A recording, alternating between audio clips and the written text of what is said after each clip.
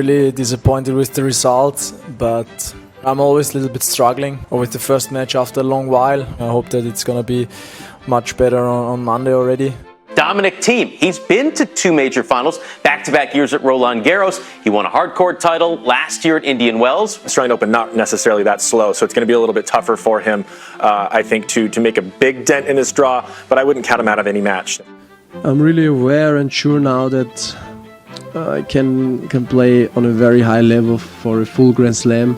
I really hope also that I win my maiden slam when they are still around, because it just counts more, yeah. The most significant move was made by someone who didn't even hit a ball last week, as Dominic Thiem passed Roger Federer to set a new career-high ranking of world number 3. With this shortened season that we have right now and the U.S. Open and Roland Garros within weeks of each other, does this give Dominic Thiem a better chance to get his first major? Tracy, I'll go with you.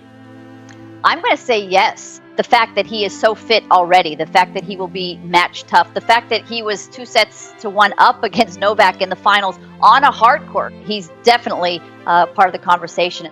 After 5 sets and a historic comeback in Flushing Meadows, Dominic Thiem took out Alexander Zverev and tennis crowned a new men's Grand Slam champion. With the win, the 27-year-old became the first man born in the 1990s to win a Grand Slam title, and also became the first Austrian in history to win the U.S. Open. Reaching the finals the last 2 years in Paris and the semifinals the last 4, Austrian Dominic Thiem has cemented his place as the second most consistent player on this surface, behind only, of course, the king of clay himself, Rafael Nadal.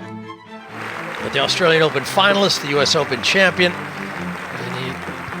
falls in the quarterfinals here in Paris.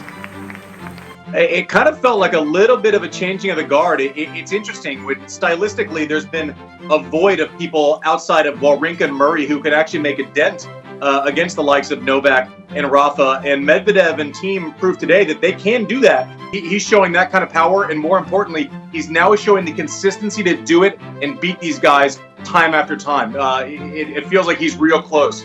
We're very privileged to do our jobs. It has been an outstanding year. I've reached one of my big lifetime goals with winning that Grand Slam. So even though it's a tough year, it will always have a special place in my heart.